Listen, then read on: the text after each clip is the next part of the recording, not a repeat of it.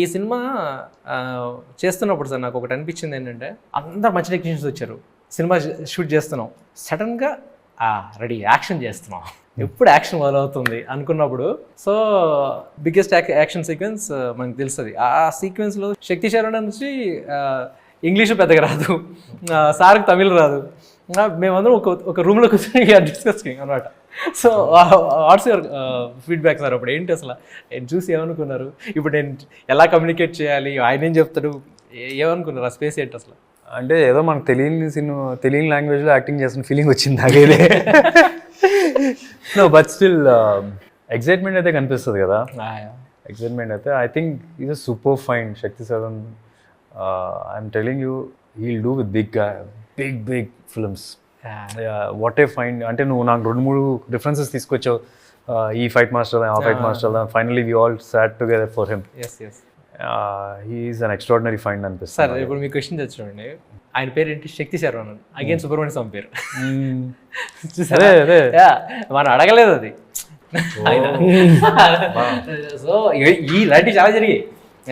ఈ స్పేస్లోకి వెళ్తే ఫాక్సీ ఉన్నాడు. నేను ఫాక్సీని ఈ సినిమాకి ఎందుకు తీసుకున్నాను, నా ఫ్రెండ్ కాబట్టి తీసుకున్నాను. యాక్చువల్లీ ఫాక్సీ విలాక్ష కృతిక నక్షత్రం, అగైన్ సుబ్రహ్మణ్య స్వామి. సో నాకు ఇలా సెంటిమెంట్ బేసిక్గా.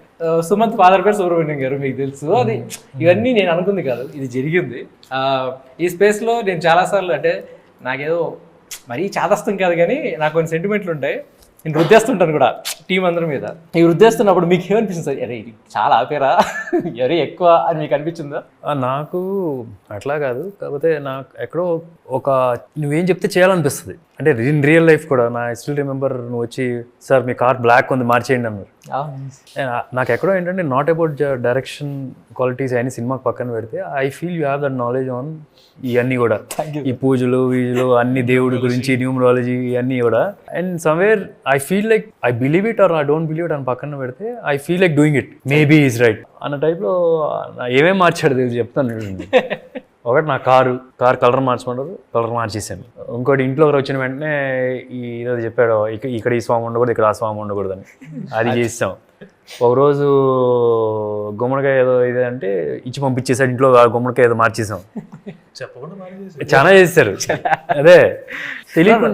బేసిక్గా నాకేంటంటే, నాకు ఇష్టమైన వ్యక్తులు అవేమైనా కొంచెం అంటే కరెక్ట్గా లేదు అంటే నేను హెసిటేట్ చేయను, ఏమనుకుంటారో ఏంటో. నాకు అంటే నేను ఇష్టపడిన వ్యక్తులు లేకపోతే నాకు తెలియని వ్యక్తులు అంటే నేను వదిలేస్తాను సార్. నేను ఫ్రాంక్గా చెప్పిన బ్లాక్ వేసుకోవద్దాను, నేను బ్లాక్ అండర్వేర్ కూడా వేసుకోవట్లేదు.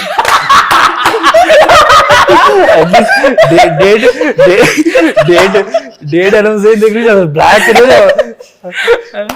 సార్ యాక్చువల్గా అది చేంజ్ తీసుకొస్తుంది పక్క. అంటే నాకు బూట్ల వరకు మాత్రం బ్లాక్ వేసి, ఎందుకంటే మన కార్ టైర్లు అయితే బ్లాకే కదా, చిన్న ఇది తీసేసుకున్నా. ఓకే అవి పర్లేదు సార్. అంటే కాకపోతే ఇప్పుడు చూడండి, ఆ కార్ మార్చిన తర్వాత కూడా లిటరల్గా ఏంటంటే మన యాక్షన్ సీక్వెన్స్ అన్ని ఆ కార్ కలర్ మార్చిన తర్వాత జరిగాయి, అన్నీ అనుకున్నట్టు జరిగాయి లిటరల్గా. ఇక్కడ కాంప్రమైజ్ కూడా అవ్వలేదు లిటరల్గా. బ్యాట్మ్యాన్ లోగో ఉన్న ఓన్లీ వైట్ కార్ నాకు తెలిసి ప్రపంచంలో సుధీర్ గారు.